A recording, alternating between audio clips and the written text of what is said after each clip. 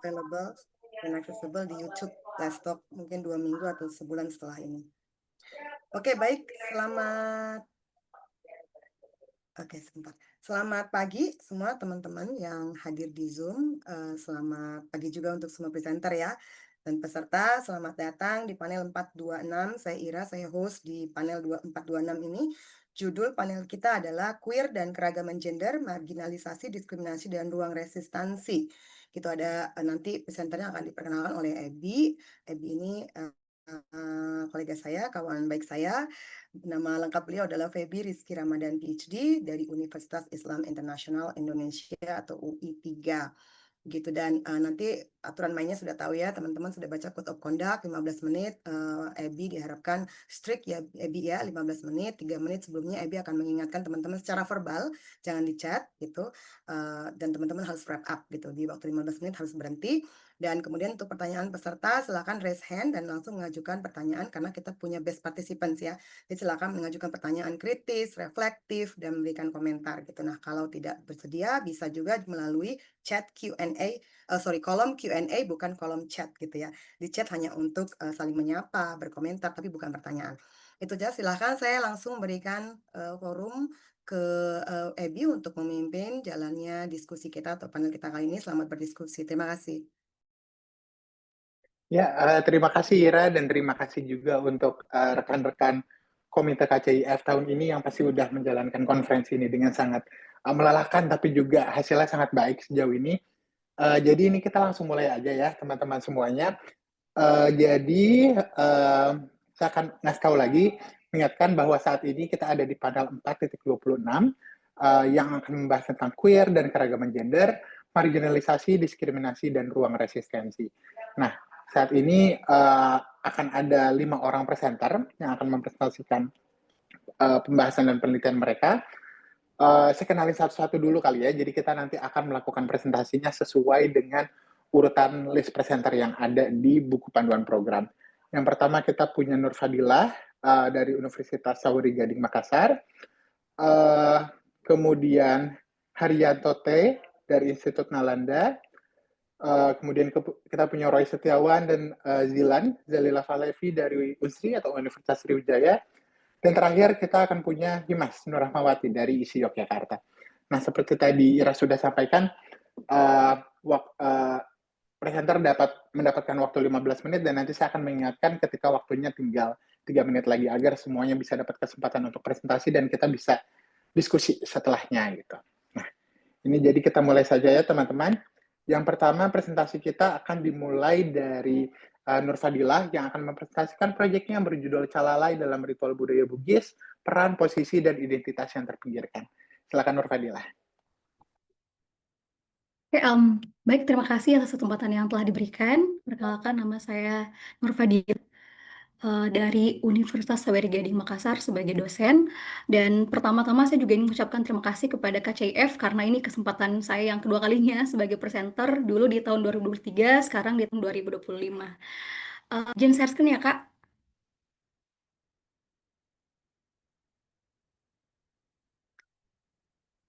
Oke, sudah kelihatan full screen-nya, oke.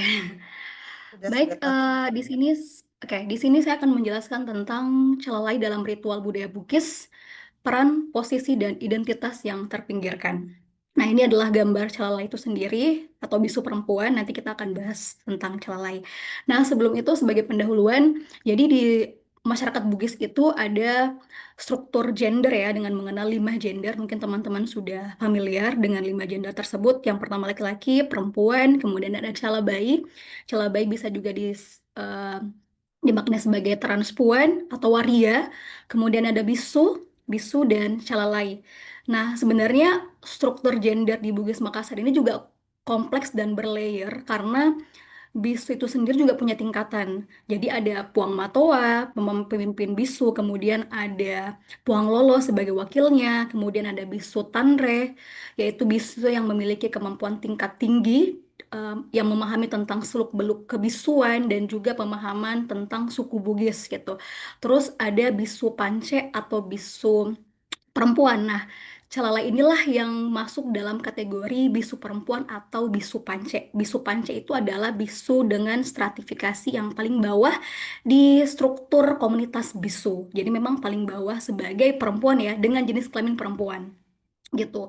Calabai pun juga sebenarnya punya tingkatan. Jadi kalau di Bugis itu membagi dua karena bisu itu adalah calabai, tetapi tidak semua calabai adalah bisu. Nah, di EKCF 2023 itu saya membahas tentang bisu. Nah, sekarang saya membahas tentang calalai. Kenapa kemudian menarik? Karena calalai itu adalah perempuan ya, secara jenis kelamin dia adalah perempuan, eh, tetapi mengadopsi peran gender laki-laki dan bertindak sebagai pemegang posisi tertinggi dalam keluarga, serta bertanggung jawab atas peran-peran maskulin sebagai pencari nafkah, dan ia kemudian juga disebut sebagai Sanro Wanua. Kalau kita definisikan secara bahasa, Sanro itu adalah orang pintar ya, atau dukun ya maksudnya, tetapi bukan dukun dalam artian apa kayak dukun beranak mungkin, atau misalnya yang bisa bisa apa menyembuhkan orang, bukan ya, tetapi lebih ke Sanro Wanua, yaitu orang yang memang menjaga kampung. Wanua itu adalah kampung. Nah, kenapa kemudian ini menjadi menarik? Karena sebenarnya Calalai juga mengalami termarginalkan di dalam kelompok minoritas. Jadi memang dia sudah minoritas secara identitas ya di dalam masyarakat secara luas. Dia juga menjadi minoritas di kelompok bisu karena hanya satu-satunya perempuan dan berada pada tingkatan paling bawah di stratifikasi bisu. Nah, hal ini serupa dengan perempuan dalam masyarakat patriarki. Kalau kita korelasikan dengan perempuan, kita sebagai perempuan, Calalai sebagai perempuan, ya dia juga ternyata punya posisi second sex begitu.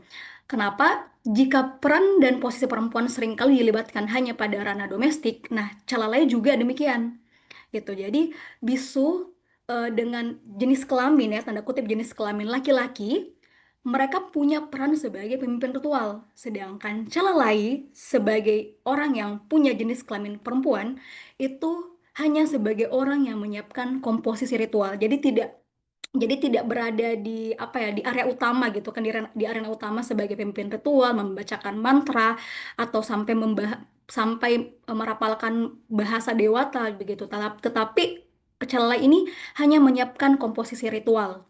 Nanti akan kita bahas ritualnya seperti apa. Nah, kemudian lahirlah rumusan masalah bagaimana peran Calalai dalam ritual budaya Bugis, kemudian bagaimana tantangan yang dihadapi Calalai dalam komunitas BIS itu sendiri sebagai kelompok minoritas gender pada konteks keragaman gender masyarakat Bugis.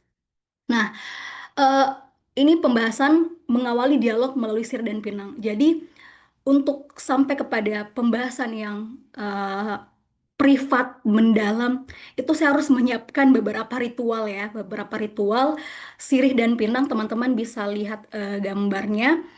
Itu sebagai simbol penghormatan dan pembuka komunikasi.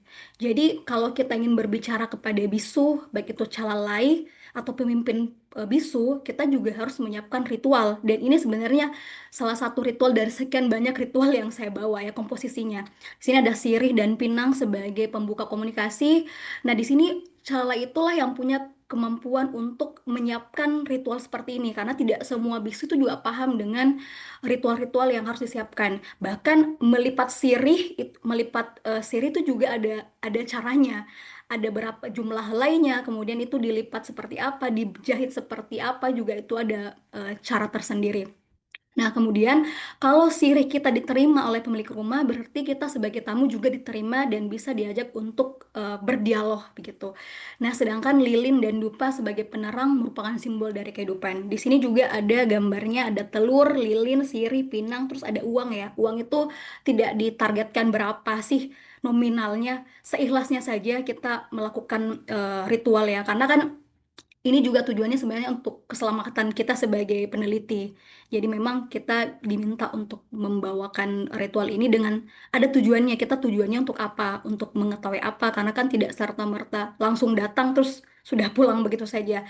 Dan yang inilah yang kemudian sebagai syarat ya. Jadi di Shalala adalah perempuan terakhir penjaga Arajang.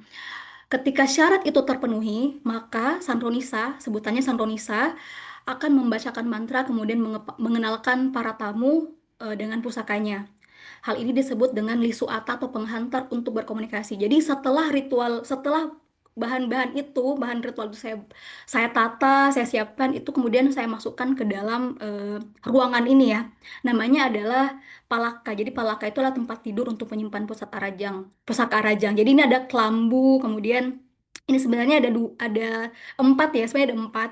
Ada di bawah juga, di bawah pohon, tetapi tidak sempat saya masukkan. Tapi intinya seperti ini. Jadi arajang itu adalah pusaka kerajaan. Jadi teman-teman mungkin bisa lihat gambarnya, ada payung raja. Terus sebenarnya di sini ada keris juga. Terus ini persembahan yang saya bawa, ada pisang, ada kelapa, beras, yang tadi sirip pinang itu.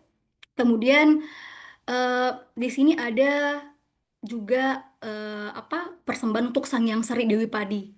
Jadi memang ada nama-namanya, ada Punawanua, Boting Langi, Sang Hyang Sri. Ini supaya pembahasannya cukup panjang ya, nanti mungkin bisa didiskusikan bagaimana kosmologi Bugis memahami dunia itu seperti apa, ada dunia atas, tengah, dan bawah. Nah ini sebenarnya ini apa ya, representasinya seperti itu.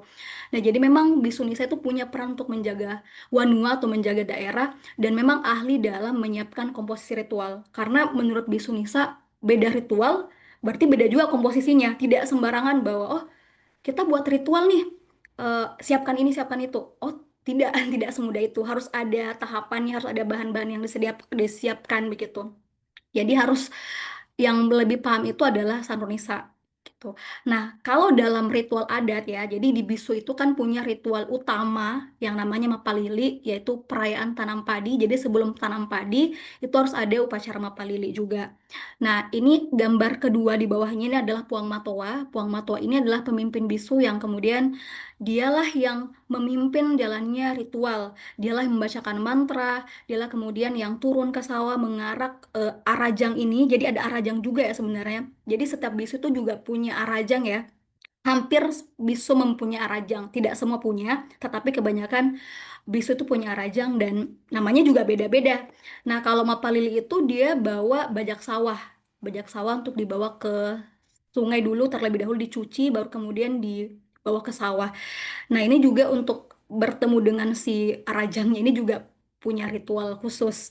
Nah, di sini perannya lah peran Calai itu tidak sesentral Puang Matoa, karena Puang Matoa kan sebagai pemimpin ya, Bisu itu sebagai pemimpin.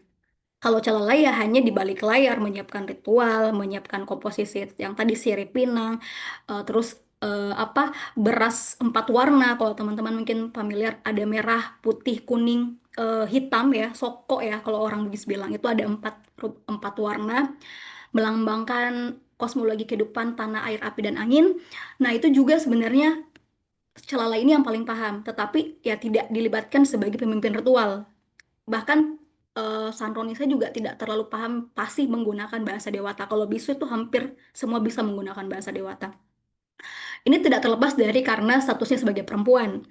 Nah, yang kedua adalah menyiapkan ritual Matemu Taung. Matemu Taung ini menyambut tahun baru dan dilaksanakan oleh Sanronisa biasanya, tetapi tidak melibatkan bisu karena biasanya warga yang meminta langsung kepada Sanronisa untuk dibuatkan acara tahun baru. Jadi ada ritualnya juga. Nah, kemudian Mak Giri. Nah, Mak Giri itu adalah menari dengan menggunakan keris hingga mencapai trance. Nah, ketika sudah mencapai klimaks, sudah tren, sudah kesurupan, itu mereka akan berkomunikasi dengan dewatanya, gitu, dengan leluhurnya. Jadi yang paling banyak mengambil peran Mak Giri itu adalah bisu. Kalau Sanronisa itu sesekali, bahkan 5 tahun terakhir ini sudah tidak dilibatkan di dalam kegiatan Mapalili. Nah, di sini sebenarnya ada apa ya, keresahan saya kenapa jarang dilibatkan. Nah, kalau dari hemat saya melakukan penelitian, yaitu di dalam komunitas bisu sendiri juga ada circle-circle-nya sebenarnya. Jadi siapa yang dekat dengan Puang Matoa ya itulah temannya yang dipanggil. Kalau tidak ya tidak dipanggil begitu. Nah, tapi sebenarnya meskipun peran Calalai ini hanya di balik layar, eh, menurut Bisu Nisa ini juga penting karena kan balik lagi bahwa beda ritual ya beda pula komposisi yang harus disiapkan, dan tidak semua bisu itu paham dengan ritual yang harus disiapkan gitu. Meskipun semuanya ada, tetapi kan ini harus ada apa ada pengetahuan tersendiri juga kenapa harus pisang, kenapa harus menggunakan jumlah sir sekian, itu juga ada maknanya. Oh, kalau misalkan untuk acara Palili harus pakai pisang ini, harus pakai pisang raja. Kalau untuk sedekah laut juga harus menggunakan kelapa ini, pisang ini. Itu juga ternyata banyak sekali pengetahuan di dalamnya. Itu juga ada beberapa makna dan filosofinya. Nah, kemudian ini menjadi tantangan hidup menjadi calalai. Pertama adalah hidup selibat. Jadi, cala itu adalah kenapa tadi dikatakan sebagai Kak Nur nafkah. Fadilah, maaf waktunya 3 menit lagi Oke, ya. oke Kak, terakhir. Siap. Ya, Oke, kenapa kemudian tadi dikatakan sebagai pencari nafkah ya? Karena memang hidup selibat tidak boleh menikah sebagai jalan asketisme ya. Tetapi meskipun bisu dan calalai tidak menikah, mereka meyakini bahwa pada dasarnya mereka tuh punya pasangan dewata, punya pasangan spiritual begitu. Jadi mereka memang hidup selibat. Nah, yang kedua adalah Calala itu harus menopause. Jadi kan cala itu tidak bergenerasi ya. Begitupun dengan bisu, begitupun calabai. Karena kan mereka tidak menikah, jadi tidak ada generasinya. Nah, generasinya bergenerasi itu lewat given atau mendapatkan panggilan spiritual gitu. Dan memang harus menjadi suci itu ya dengan cara tidak menstruasi. Karena kan bisu juga tidak mungkin menstruasi karena secara jenis kelamin dia adalah laki-laki begitu. Makanya dia dianggap sebagai manusia suci. Dan karena bisu Pance itu adalah satu-satunya perempuan menjadi tantangan apakah kemudian nanti ada calai selanjutnya atau tidak ya, tidak ada yang tahu. Kemudian perannya sebagai bisu Pance di tingkatan terakhir karena dia perempuan jadi dia berada paling bawah. Kemudian keterbatasan akses yang tadi saya katakan bahwa ada persaingan eksistensi sehingga kadang ruang-ruang komunitas bisu bisu Nisa tidak dilibatkan karena kan keterbatasan akses, kemudian dia tinggal sendiri, tidak ada kendaraan. Jadi untuk pergi bertemu dengan teman-temannya di Arajang itu ya sulit. Dan kemudian identitas dan kepercayaan yang dianggap ambivalen. Kalau teman-teman mungkin melihat atau Islam konservatif lah mungkin melihat apa kegiatan saya berkunjung ke rumahnya dan gambar-gambar yang tadi mungkin akan dianggap bahwa ini musyrik, ini syirik begitu. Padahal sebenarnya tidak seperti itu karena ini bagian dari bagaimana Islam kemudian hadir dan kita sebagai penganut animisme dan dinamisme itu menjodohkan ya Islam dengan budaya leluhur sehingga bisa selaras gitu. Tapi kan pasti dianggap kepercayaannya ini ambivalen. Nah, temuan sementara bahwa Cala itu mengalami ketidakadilan gender dan marginal di kelompok minoritas dan ini sama dengan masyarakat perempuan dalam masyarakat patriarki dan karena Cala sebagai perempuan dia bukanlah aktor utama dalam ritual kebudayaan melainkan bisu sebagai pemeran atau aktor utama dalam ritual eh, Mapalili ya khususnya begitu. Jadi ini mungkin temuan sementara saya selama saya melakukan penelitian dengan calai. Mungkin teman-teman nanti bisa kita diskusikan sebenarnya masih banyak Mas, tapi masih banyak ya Kak, tapi ya sudah waktunya sangat mepet. Mungkin itu dari saya. Terima kasih atas kesempatannya. ya, terima kasih banyak. Kak Nur Fadila, pasti nanti akan ada banyak sekali yang bisa kita diskusikan. Kita langsung lanjut aja ya dulu ke presenter berikutnya, yaitu kita akan masuk ke Kak Herianto T yang akan bicara soal dengan paper dengan judul Di Antara Marginalisasi dan Agen Subjektivitas, Representasi Waria dalam Sastra Indonesia. Silakan.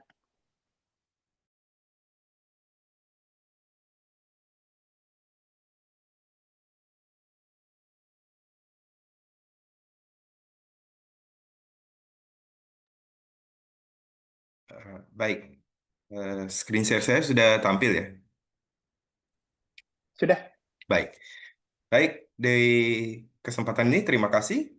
Saya akan mulai presentasi saya. Nama saya Herianto T. dan presentasi saya berjudul Di Antara Marginalitas dan Agen Subjektivitas.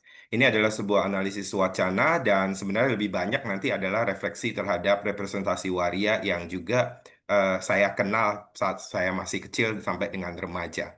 Dan kebetulan bacaan ini, Sisi Tergelap Surga dan Bandung Menjelang Pagi, ini menginspirasi apa yang saya lakukan. Jadi sebenarnya ini adalah bermula dari ketika saya membaca buku ini dan melihat bagaimana isi di dalam buku ini merepresentasikan banyak kelompok-kelompok marginal. Yang ide awalnya sebenarnya kedua buku ini ingin saya kaji dengan pendekatan sosiologi sastra, khususnya melihat kelompok-kelompok sosial yang mengalami diskriminasi dan juga mengalami eh, ketidakberuntungan secara struktural. Dan pada saat yang bersamaan, kebetulan ada call for paper dari KCIF nih. Jadi coba saja saya twist sedikit ya, melakukan pengerucutan tema untuk melihatnya secara lebih spesifik pada kelompok waria dengan menggunakan perspektif feminisme. Nah, di sini sebenarnya saat saya membaca, itu ada kebiasaan saya sambil membaca itu sambil merenung. Sebenarnya apa sih yang bisa kita petik dari bacaan tersebut, dan juga hal-hal apa yang sebenarnya ada di dalam kehidupan nyata kita, walaupun itu fiksi. Nah, dari kedua buku tersebut, saya menemukan banyak tokoh atau figur yang direpresentasikan ini sebenarnya selaras dengan apa yang terjadi di dalam kenyataan, dan di dalam penelitian empirik ini pun sebenarnya paralel. Contohnya saja, di situ ada banyak kelompok miskin yang secara umum juga dapat kita temukan figur-figur nyata dalam kehidupan kita yang direpresentasikan melalui penelitian-penelitian ilmiah, baik di artikel jurnal maupun skripsi. Nah, paparan naratif tentang kerasnya kehidupan kota, kota yang begitu gemerlap, kemudian di balik kehidupan kota juga ada berbagai kelompok yang tidak beruntung, ini juga ada di dalam berita-berita media massa kita sebagai suatu fakta. Dan terlebih lagi tentang bagaimana kelompok-kelompok ini juga sama seperti kita secara umum di sini ya, tanpa berbeda punya harapan, impian, dan cita-cita untuk hidup lebih baik dan memiliki kepedulian terhadap keluarga dan juga orang-orang terdekat yang menjadi bagian dari kehidupannya. Maka kemudian saya coba gunakan kedua buku ini untuk melakukan pendekatan analisis wacana, di mana analisis wacana itu kan banyak tekniknya, dan saya ambil saja secara umum dengan menggunakan pendekatan dari Sarah Mills nih, dengan mengambil 3 pertanyaan secara umum. Jadi siapa yang menjadi subjek narasi, dalam hal ini adalah waria, di dalam proses bercerita ini, apa sih sebenarnya yang dipaparkan dengan kelompok waria ini atau personal dan tokoh waria ini. Dan bagaimana waria diberi suara di dalam novel tersebut. Kemudian juga bagaimana tokoh lain di dalam cerita melihat identitas atau tokoh waria. Dan ini kan juga banyak sudah dipaparkan di dalam pendekatan teoritis bahwa apa yang dilakukan oleh Sarah Mills ini juga selaras dengan perspektif feminisme. Dan lebih lanjut saya lakukan hal ini dengan refleksi pengalaman saya ketika berinteraksi dengan beberapa tokoh waria saat saya masih bekerja di pasar dan juga di pinggir jalan. Jadi kalau pengalaman penulis buku ini kan diolah atau ditulis itu adalah berdasarkan pengalaman dia saat membantu orang tuanya berjualan nasi di pinggir jalan. Dan ini juga memiliki hal yang sama dengan pengalaman saya sendiri. Jadi ketika membaca saya melihat ada kesamaan, dan ketika saya mendengarkan wawancara dan juga beberapa podcast yang dilakukan di YouTube terhadap Brian Krishna, ini saya melihat ada beberapa hal yang sama antara pengalaman penulis dengan pengalaman saya ini. Jadi saat saya kecil, dari kelas 4 SD ya sampai dengan SMA, di luar dari jam sekolah, saya juga membantu orang tua saya di warung kopi yang letaknya ada di pinggir jalan. Dan kemudian ketika saya masuk ke SMP, saya menjadi seorang pegawai toko yang bekerja di pasar tradisional. Nah, dan di situ saya juga bertemu dengan figur-figur yang sama seperti yang ditemui oleh Brian Krishna, yaitu para waria tersebut. Nah, sementara kalau lokasi dari tempat berinteraksi dari Brian Krishna di situ adalah di Bandung dan Jakarta. Saya sendiri itu lebih di Pontianak, dan di Jakarta itu lebih juga sama seperti Brian ya, pernah tinggal. Nah, di sini dari hasil interaksi ini, kemudian kalau Brian sendiri kan menuangkannya menjadi karya sastra ya, kalau menjadi buku. Nah, di sini kan tentunya saya menuangkannya dalam bentuk yang lebih lain, yaitu kajian yang lebih empirik, dan juga saya melakukan kajian yang sifatnya adalah penelitian sastra di sini ya. Nah, yang bisa saya konfirmasi atau validasi dan juga semacam triangulasi dari apa yang ditemukan Brian melalui penelitian untuk penulisan novelnya di sini itu adalah bahwa kelompok waria ini sebenarnya ketika hidup itu dan melakukan aktivitas itu memang cenderung berkelompok. Jadi sekitar tambahan juga, saya mulai mengenal adanya tokoh waria yang saya sendiri sebenarnya kurang paham karena waktu itu kan masih kecil ya, masih SD. Dan waria-waria itu seringkali lewat di jalan menuju ke tempat mereka bekerja. Kita sebut saja tempat mereka bekerja, yang seringkali dianggap tempat mangkal mereka. Dan tidak jarang waria-waria tersebut juga singgah untuk membeli rokok di warung kopi milik ibu saya. Dan pernah juga satu kali karena habis marah-marah dan mengejar orang yang menggodanya, waria itu kan pakaiannya ada yang sobek. Dan dia mampir ke warung kopi untuk meminta ibu saya membetulkan, jadi robekan dari pakaiannya tersebut. Dari situlah ada banyak hal yang menurut saya sangat menarik yang saya alami di saat masa kecil dan saya sering bertanya kepada orang tua mengenai pekerjaan para tokoh waria tadi yang kemudian ketika saya membaca kembali novel dari Brian Krishna ini menemukan apa pengalaman-pengalaman masa kecil saya itu menjadi seperti diangkat kembali untuk diingatkan. Dan ini mengkonfirmasi apa yang disampaikan oleh Brian bahwa mereka seringkali bekerja secara kelompok, solidaritas kelompoknya sangat kuat, mereka seringkali mengalami kekerasan sistemik. Tidak jarang saya melihat orang-orang itu menggoda, melempari, bahkan sangat sadis ya melempari dengan air kencing. Itu adalah suatu hal yang sangat sangat buruk menurut saya sebagai anak kecil. Saya merasa sangat tidak manusiawi waktu itu. Belum lagi kekerasan verbal dan juga ucapan-ucapan menghujat yang sekali membuat mereka itu marah dan mengejar balik dalam dalam rombongan ya. Jadi dalam rombongan itu mengejar balik. Tetapi sebagai anak kecil kan tentu kita memandang bahwa sebenarnya ada sesuatu yang dilakukan, ada hal yang jahat yang dilakukan terhadap mereka, baru mereka menjadi marah ya. Jadi kalau mereka diperlakukan secara baik seperti cara ibu saya memperlakukan mereka, mereka juga baik. Mereka sering memberi saya permen lollipop, sering memberi saya coklat, dan bagi saya tidak ada bedanya dengan tentara-tentara yang juga kebetulan di situ ada markas tentara ya yang ke warung kopi yang juga melakukan hal yang sama. Nah, dan ibu saya sering bercerita bahwa para waria itu sangat sangat sangat menyedihkan. Kadang-kadang ada yang harus dalam kenyataan mereka kan juga memiliki keluarga ya. Apakah ada ibu yang sakit ya? Seingat saya ada yang cerita dari ibu saya ada waria yang memang harus mengirim uangnya ke keluarganya karena ibunya sakit parah.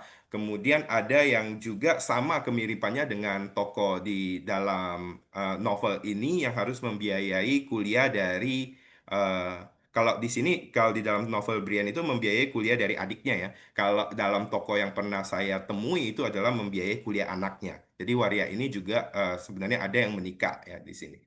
Nah, kalau kita lihat dari profesinya, kalau Brian Krishna itu membaginya menjadi tiga yang pernah dia ketemu. Itu adalah waria yang ngamen, waria yang transgender, dan waria yang merupakan pekerja komersial seks ya. Nah, kalau saya sendiri dari cerita ibu saya dan juga apa yang pernah ibu saya sampaikan mengenai waria-waria yang pernah berinteraksi dengan ibu saya dan yang saya amati, ini selain itu juga mereka ada yang berupa perias pengantin. Jadi perias pengantin, ada yang bekerja di salon, dan salonnya mengharuskan mereka untuk ya berperilaku atau berdandan sebagai waria. Ada yang seperti itu.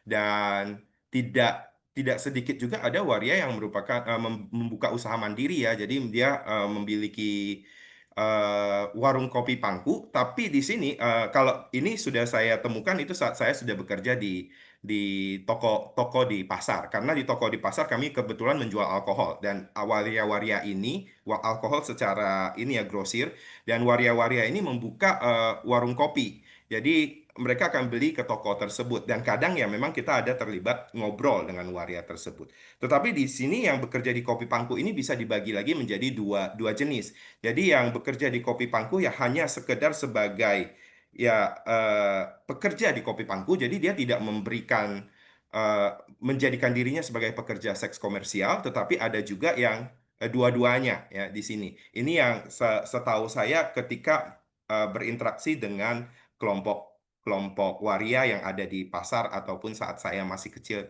ketika mendapat cerita dari ibu saya. Nah, di sini kita masuk ke hasil penelitiannya menggunakan pendekatan Sarah Mills. Di sini ada perbandingan antara toko waria di Sisi Tergelap Surga dengan toko waria di Bandung Menjelang Pagi di sini. Nah, toko sisi tergelap surga di sini kan namanya adalah Danang atau Dania ya. Sedangkan yang di Bandung Menjelang Pagi itu adalah Joko atau Karina. Tetapi di sini ada perbedaan cara Brian Krishna sebagai penulis merepresentasikan waria tersebut. Ya. Nah, kalau di sisi tergelap surga, waria itu digambarkan memiliki dua personality. Jadi di satu sisi dia tidak ingin identitas warianya ini diketahui. Dan dia sehari-hari berpenampilan rapi sebagai pegawai dan menampilkan dirinya sebagai laki-laki. Nah, ketika dia bekerja, barulah dia kemudian berdandan sebagai waria. Dan salah satu alasannya untuk bekerja atau memilih profesi tersebut itu adalah karena ia ingin membiayai kuliah adiknya sampai selesai. Dan selama dia tidak dalam pandangan masyarakat di sekitar, ya, tokoh Danang ini sangat religius dan rajin beribadah. Dan dia tidak mengalami penolakan dari kelompok ketika dia tidak diketahui identitasnya. Barulah pada saat identitasnya itu Kak diketahui, Heri, dia ya, maaf waktunya 3 menit 3 lagi menit. ya. Baik. Nah, Iya. terima kasih. Barulah identitasnya ketika terbongkar, ini dia mengalami kekerasan ya dan juga mengalami diskriminasi. Sedangkan di Bandung Menjelang Pagi untuk tokoh Joko ini yang juga namanya adalah Karina, memang dari awal sudah direpresentasikan dengan jelas bahwa dia adalah waria. Jadi dari awal. Kemudian dari segi cara bercerita juga untuk sisi tergelap surga itu ada chapter khusus yang memang dialokasikan untuk bercerita tentang tokoh atau figur waria. Sedangkan di Bandung Menjelang Pagi itu tokoh waria itu muncul di hampir semua bagian dari cerita. Nah, kalau dari segi penggunaan kosakatanya di sini, bagaimana pandangan dari tokoh lain ketika melihatnya, ini juga sangat berbeda. Kalau di tokoh sisi tergelap surga, ini ada pandangan dari Esi yang religius, Tommy yang preman, dan juga manusia silver yang memiliki perspektif yang positif dan negatif terhadap tokoh tersebut. Sementara kalau di Bandung Menjelang Pagi, hampir semua pandangan tokoh terhadap figur atau tokoh waria ini positif. Jadi tidak ada yang negatif. Karena mereka dianggap, tokoh waria ini dianggap sebagai bagian dari mereka, teman mereka, tanpa membedakan dia sebagai seorang waria. Jadi ini ada dua hal yang berbeda dari kedua buku tersebut. Nah, dari segi kekerasan fisik dan verbal, ini bisa dilihat, ini bisa saya amati juga dari pengalaman ketika mereka hidup dalam keadaan nyata ya. Jadi sama dijailin anak-anak, dijadikan objek. Kalau dulu ya objek foto ya, nggak jadi objek konten YouTube ya. Kemudian dianggap sebagai hasil kutukan Tuhan, kata-kata yang seperti itu, borok atau penyakit masyarakat. Nah, eh, kemudian pada dasarnya mereka ini kan bagian dari kehidupan sosial yang sebenarnya ada dan cenderung di dalam penerimaan masyarakat itu mereka coba dihapuskan ya atau coba di-delete atau di-erase dari kondisi nyata demi eh, nilai-nilai moral ataupun pandangan-pandangan yang selaras dengan keagamaan. Maka sebenarnya temuan dari penelitian ini bisa mengkonfirmasi bahwa apa yang ada di dalam novel ini merupakan suatu dekonstruksi norma gender ya untuk melihat bahwa yang merupakan gender itu tidak hanya binari laki-laki dan perempuan dan ini adalah bagian dari masyarakat kita. Dan orang-orang yang dengan gender yang berbeda ini juga punya hak untuk beribadah. Jadi urusan dengan Tuhan itu sebenarnya bukan dijustifikasi, bukan dibuat keputusannya berdosa atau tidak itu oleh manusia itu sendiri. Dan bagaimana kita bisa melihat kelompok-kelompok ini dari perspektif marginal yang lebih lebih arif dan bagaimana mereka juga diinklusikan di dalam kehidupan sosial kita. Nah, di sini saya sampai pada kesimpulan bahwa selalu ada alasan di balik pilihan hidup seseorang berdasarkan isi novel tersebut. Jadi kita semua juga sama, ya tidak hanya tokoh tokoh waria di dalam cerita tersebut. Dan sastra dapat menjadi medium untuk menggambarkan tokoh-tokoh yang sebenarnya ada di dalam kehidupan nyata kita dengan lebih baik sehingga dia bisa lebih diterima dan menjadi suatu perenungan dan refleksi terhadap bagaimana kita memperlakukan sesama manusia. Dan ini juga merupakan suatu karya sastra yang seperti dikatakan oleh penulisnya melatih empati kita sebagai manusia. Baik, terima kasih. Ini yang bisa saya sampaikan. Semoga nanti akan bisa diskusi lebih lanjut. Saya kembalikan kepada Ya. Mas Edi. Baik, terima kasih sekali Kak Heri. Saya yakin juga ini bisa nambah nuansa diskusi kita banget, apalagi ini menambah kekayaan metode dan juga pendekatan kita untuk diskusi nanti. Kita lanjut dulu, tapi sebelumnya sekarang ke presenter berikutnya, yaitu Roy Setiawan dan Zilan Zalila Falevi, keduanya dari Universitas Sriwijaya, dengan paper yang berjudul Yang Tak Terlindungi, Kekuasaan, Gender Ketiga, dan Kegagalan Negara dalam Menjamin Hak Queer di Indonesia. Silakan. Ya, selamat pagi, izin share ya Kak.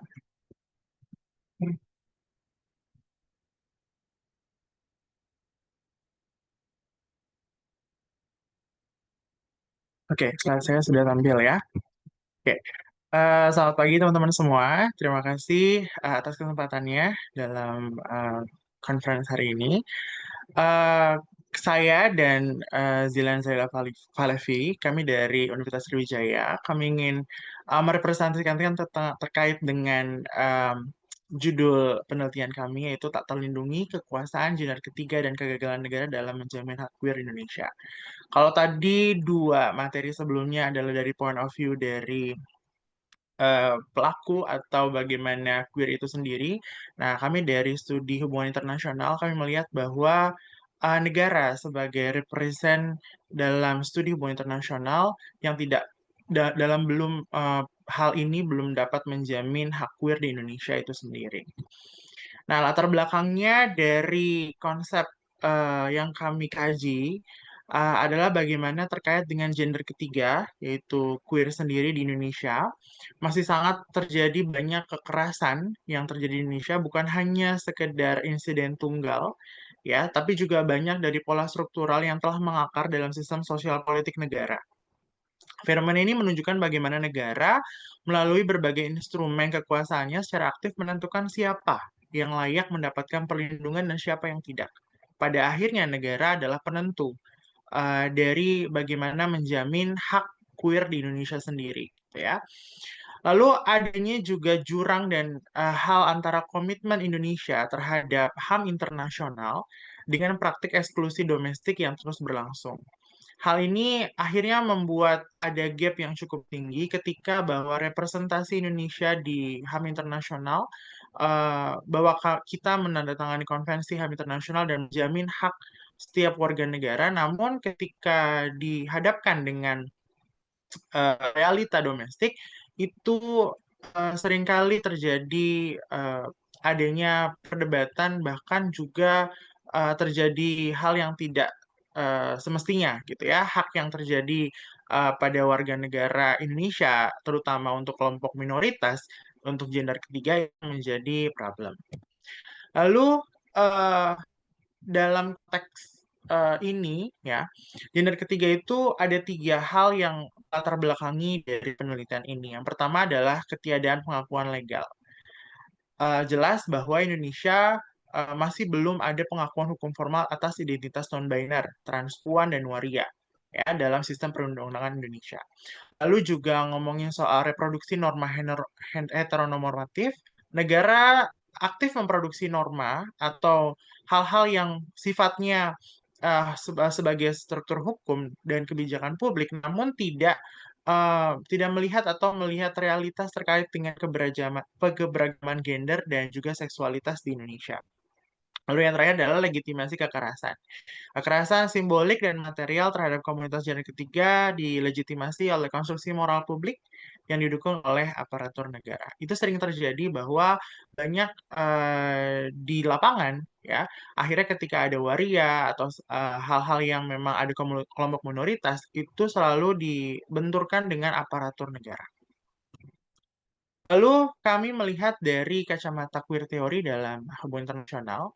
Nah, ini melihat bahwa adanya penolakan dikotomi biner ya dalam queer teori itu adalah menentang konsep identitas tetap ya. Karena kami mau memberikan dan menggunakan tools ini, negara juga berperan penting sebagai prosedur atau produser kebenaran. Karena negara di sini otomatis yang membuat kebijakan, yang membuat hal-hal terkait dengan hukum dan juga bagaimana mengatur hak warga negara dalam konteksnya gender ketiga. Lalu juga kita menggunakan konsep homonationalism dan queer necropolitics. Ya, ini mengadopsi pemikiran dari Butler dan Weber tentang bagaimana negara menggunakan inklusi selektif untuk memperkuat eksklusi yang lebih luas. Kita juga menggunakan pendekatan kualitatif dengan analisis wacana kritis terkait dengan penelitian ini. Lalu kami mendapatkan hasil dari penelitian yang sudah kami lakukan. Kita pertama melihat dulu posisi gender ketiga dulu dalam sistem negara. Karena kita melihat bahwa yang pertama status hukum dari gender ketiga ini masih ambigu. Kenapa ambigu? Karena tadi ya, negara masih belum memfasilitasi secara jelas gitu apa yang menjadi tools bahwa pembeda mana yang namanya seksualitas dan juga gender itu sendiri dalam konteks realitas. Banyak juga yang akhirnya tidak diakui keberadaannya karena masih sangat ditentang dalam konteks hukum tadi. Lalu ngomongin soal insivilitas struktural, bahwa terjadi simbolik erasure sistematis dalam layanan publik, di mana kebutuhan spesifik komunitas gender ketiga itu tidak terakomodasi dalam desain kebijakan dan program pemerintah. Seringkali program pemerintah atau kebijakan yang dilakukan oleh negara masih sebatas pada untuk gender yang memang sudah jelas, ada laki-laki dan perempuan. Namun untuk gender ketiga ini atau dalam kelompok minoritas queer ini masih belum terfasilitasi dengan baik. Lalu juga terkait dengan administratif, ya. Sistem identifikasi sipil ini masih sangat judging sekali antara laki-laki dan perempuan yang pada akhirnya melahirkan eksklusi administratif, ya. Akhirnya apa yang terjadi? Akses terhadap pelayanan dasar dan juga hak seperti kesehatan, lalu pendidikan itu menjadi abu-abu karena tidak tercatat lagi terhadap administratif. Nah, ini posisi gender ketiga dalam sistem negara. Lalu masuk ke dalam kekerasan struktural dan representasi. Bahwa ketika kita melihat gender ketiga dalam konteks di negara Indonesia, masih terjadi diskriminasi multidimensional, ya. Secara sistematis, ya tadi yang saya sudah sebutkan bahwa ada akses kesehatan, lalu juga bagaimana akses untuk kesempatan kerja dan bantuan sosial. Komunitas gender ketiga ini tuh masih menghadapi hambatan berlapis dalam memenuhi kebutuhan dasar mereka. Yang terjadi adalah mereka masih masuk dalam kategori kelompok minoritas yang masih di bawah garis kemiskinan. Masih sangat jarang atau masih sedikit bagian dari kelompok gender ketiga ini yang secara financial atau secara pola finansialnya itu masih di luar kemiskinan alias sudah mampu, gitu ya. Masih sangat stigma masyarakat terhadap tadi akses pekerjaan yang sulit, akhirnya membuat kesempatan untuk mendapatkan pekerjaan yang layak dan mendapatkan finansial yang baik itu menjadi terhambat. Lalu terkait dengan kasus konkret kekerasan negara, ya. Negara juga hadir dalam konteks dalam proses kekerasan, ya. Contohnya adalah salah satunya adalah ketika ada razia gitu ya terhadap waria di Aceh, lalu juga ada penggusuran paksa komunitas transgender di Kalicode, lalu juga pembatalan Q Film Festival oleh otoritas lokal gitu ya. Banyak juga kelompok-kelompok agama yang juga menentang dari konsep ini karena balik lagi gender ketiga dan secara spesifik Indonesia masih sangat kental dengan patriarki sistemnya gitu ya, dan agama hadir sebagai salah satu bentuk justifikasi dalam proses ini. Lalu negara sebagai aktor aktif inklusi. Negara juga tidak hanya pasif membiarkan diskriminasi, tapi aktif dalam menginklusi dan menghapus ruang ekspresi komunitas gender ketiga melalui banyak tindakan administratif, lalu juga hal-hal yang sifatnya tadi tidak mendukung terkait dengan bagaimana pelayakan kedapatan hak warga negara dalam konteks gender ketiga. Lalu dalam penelitian ini kami juga akhirnya melihat gitu ya dalam queer teori sendiri gitu melihat sebenarnya siapa sih yang dilindungi gitu, siapa sih yang perlu dilindungi dalam konteks ini gitu, apakah kelompok minoritas yang seperti apa gitu yang akhirnya dianggap sebagai komunitas atau yang layak dilindungi oleh negara. Namun pada kenyataannya gitu ya ketika kita melihat dari konteksnya negara, di Indonesia gitu ya, itu ada 3 hal sebenarnya yang layak dilindungi gitu dalam konteksnya negara gitu ya. Pertama adalah siapapun yang punya identifikasi sipil yang legal yang cukup baik gitu. Artinya apa? Ketika lahir laki-laki dan perempuan, nah itu adalah 2 hal yang akan diakui. Namun kalau ketika kita mengekspresikan gender kita terkait dengan apa yang kita ingini, nah itu masih belum dilahirkan sebagai hal yang legal gitu, sehingga tidak dapat dilindungi. Lalu juga kesetaraan perlindungan yang selektif sebenarnya. Kenapa? Karena kesetaraan formal itu tidak menjamin keadilan material kelompok terpinggirkan. Banyak juga kelompok-kelompok marginal, contohnya adalah ya dalam konteks gender ketiga yang masih sangat tidak dilindungi dalam proses hukum, lalu juga proses kebijakan dan lain-lain. Lalu yang terakhir adalah administratif yang tidak terdaftar atau yang tidak tercatat dalam sistem pencatatan administratif. Nah, itu juga yang akhirnya tidak dapat dilindungi gitu ya.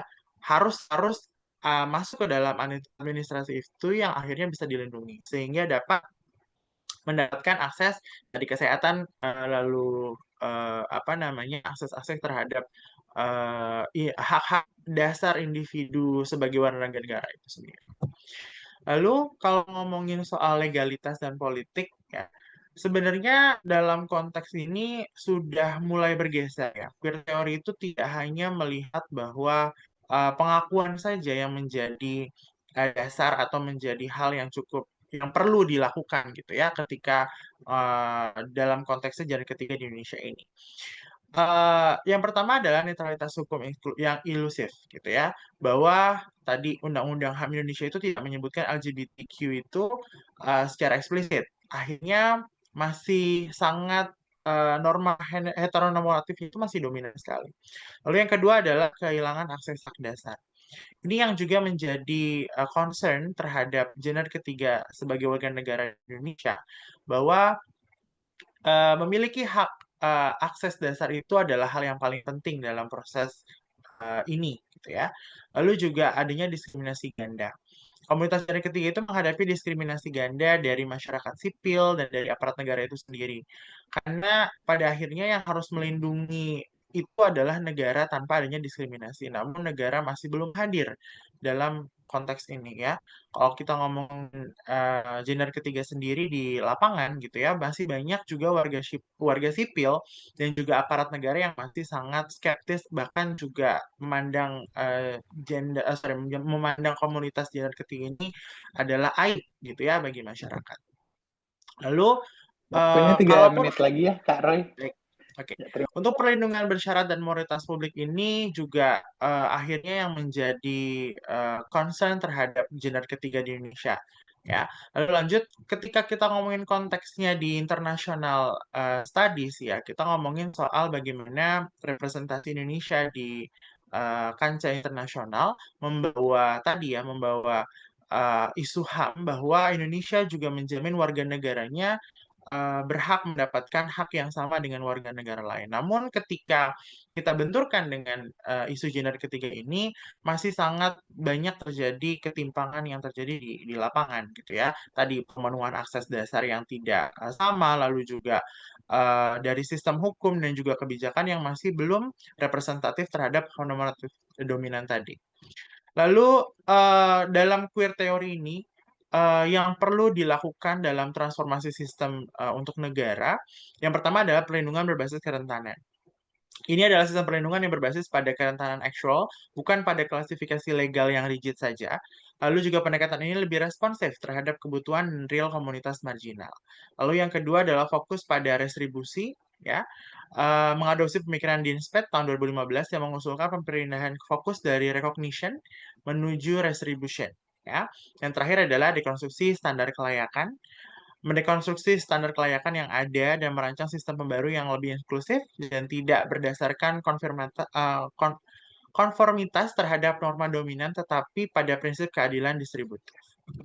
Lalu yang terakhir, kesimpulannya adalah yang pertama bermula dari kegagalan sistemik negara, ya, penelitian ini mengungkap kegagalan tadi, lalu urgensi transformasi apa yang perlu dirubah, ya transformasi fundamental dalam cara negara memahami dan melindungi keberagaman identitas gender dan seksualitas itu perlu dirubah gitu, karena itu memang sudah harus, karena kita tahu bahwa globalisasi datang ini menjadi hal yang cukup urgent dalam konteks perubahan kebijakan dalam konteks gender ketiga ini untuk melindungi komunitas gender ketiga. Dan yang terakhir adalah queer theory juga menawarkan kerangka alternatif untuk membangun sistem perlindungan yang lebih adil, berbasis kerentanan dan tidak diskriminatif bagi seluruh warga negara Indonesia. Terima kasih. Demikian persoalan saya. Mungkin nanti bisa diskus lebih lanjut. Terima kasih. Ya, terima kasih banyak untuk Kak Roy dan juga Kak Zilan untuk pemaparan dan juga pembahasan proyeknya sangat menarik dan juga nantinya akan terkait banget nih dengan pembahasan kita tentang pusparagam kehidupan queer di Indonesia. Tapi kita sekarang terakhir masuk dulu ya ke presentasi terakhir dari Himas Nur Rahmawati yang akan mempresentasikan proyeknya yang berjudul Ruang Putar Alternatif sebagai Siasat Melawan dan Merawat Studi Kasus KLC Yogyakarta. Silakan Himas. Oke, halo, selamat siang semuanya. Aku sambil izin share screen dulu ya. Oke, semoga sudah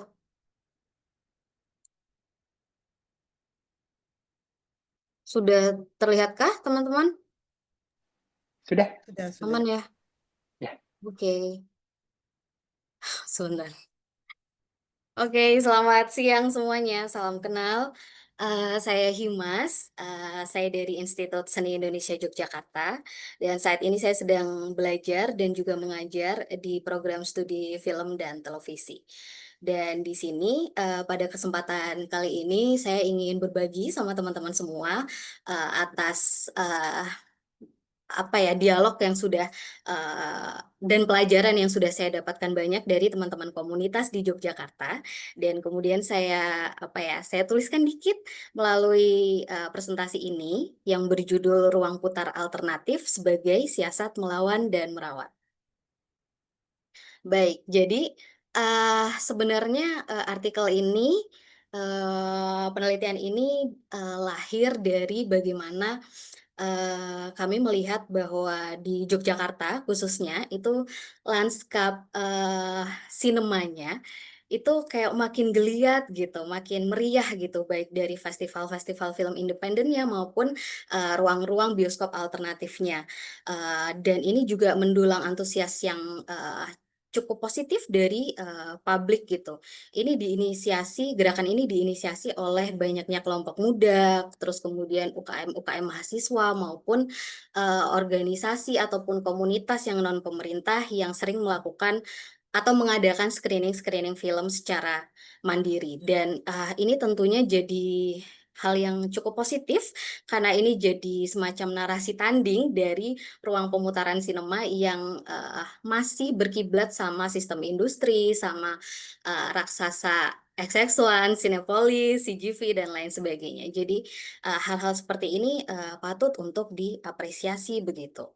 Dan sebenarnya beberapa juga sudah ada yang established dan teman-teman di sini mungkin juga tahu dan mungkin pernah ikut terlibat di dalamnya. Misalnya ada JAV yang pusat pemutarannya biasanya di Empire, di Gedung Empire itu ada di Yogyakarta. Kemudian ada juga Festival Film Dokumenter.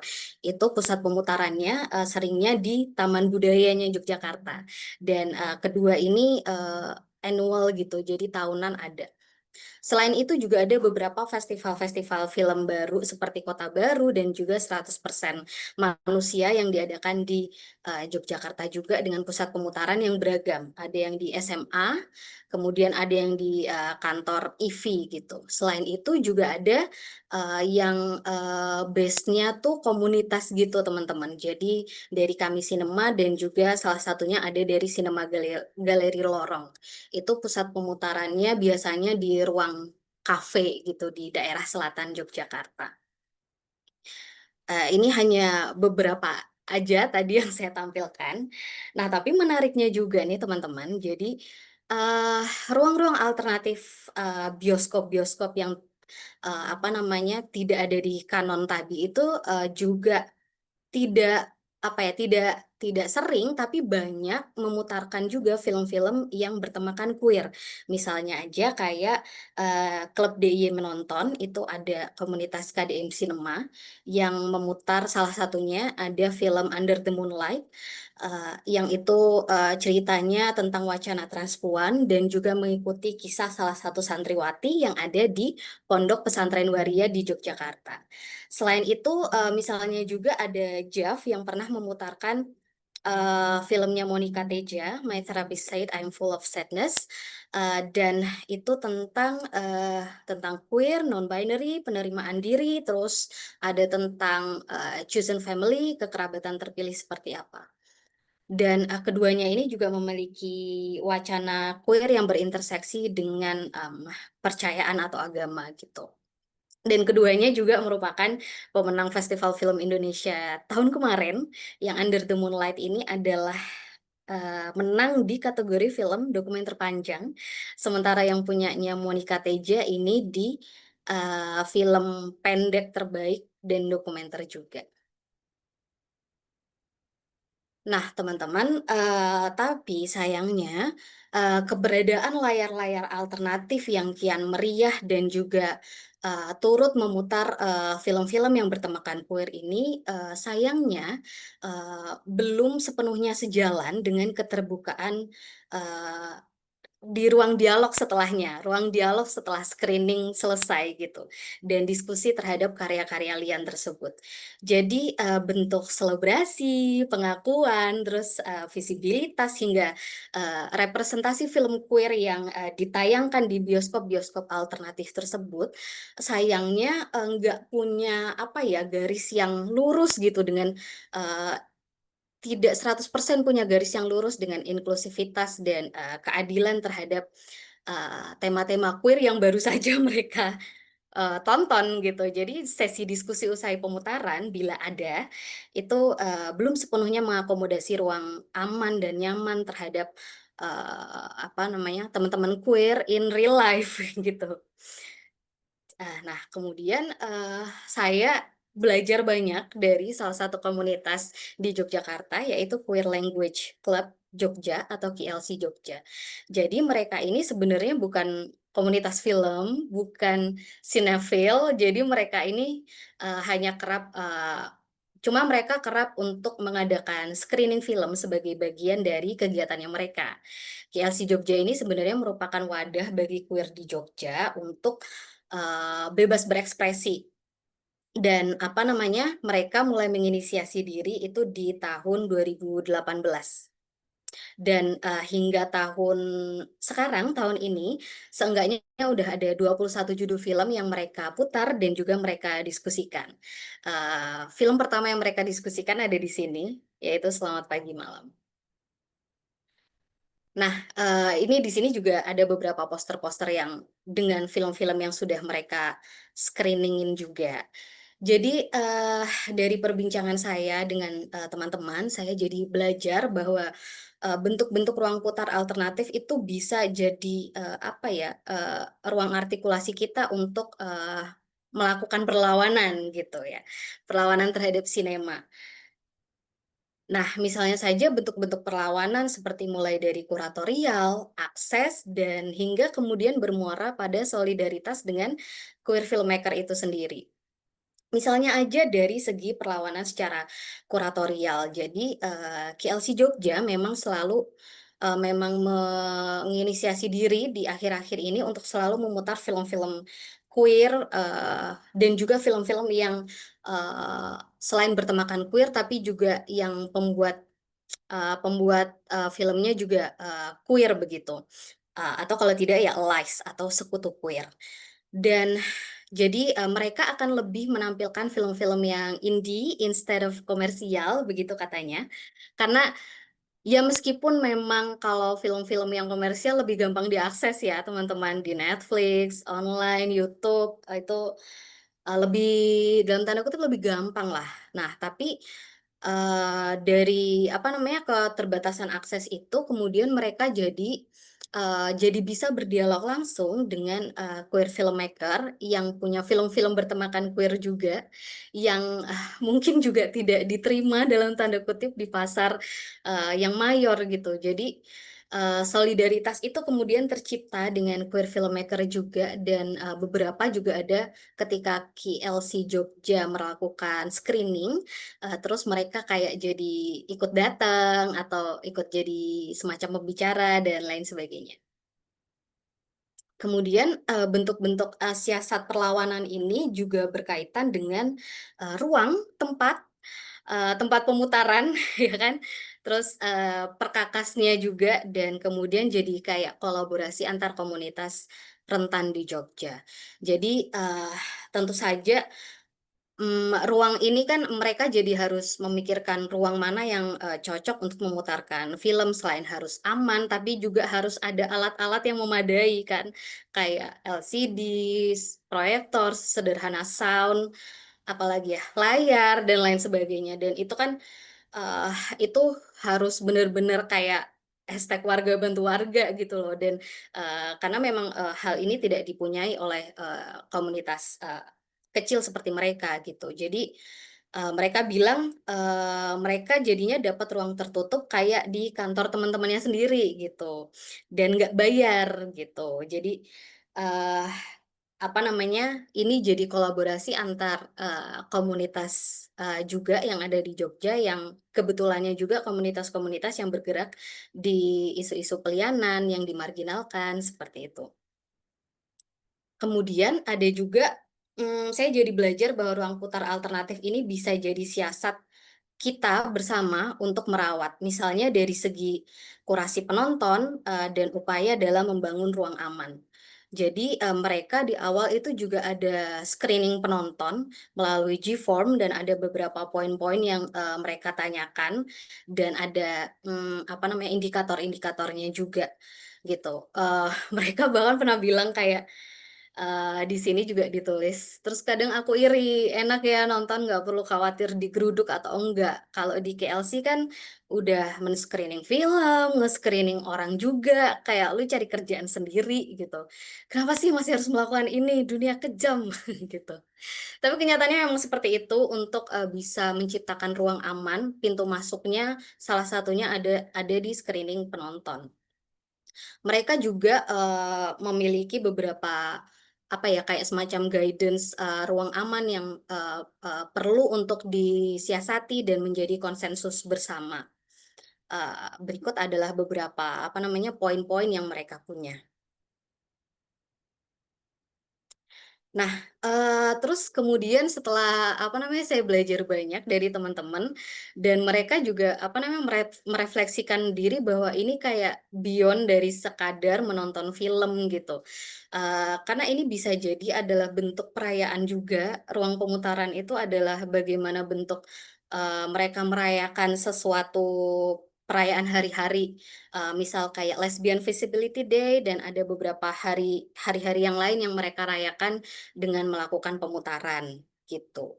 Misalnya ini ada 2 poster yang ada di sini tentang Lesbian Visibility Day, dan juga ini berkenaan dengan Hari AIDS gitu. Jadi mereka bilang kayak nonton film itu malah jadi kayak bonus, kayak sebenarnya yang paling dibutuhkan teman-teman ini adalah ruang untuk ketemu apapun bentuknya.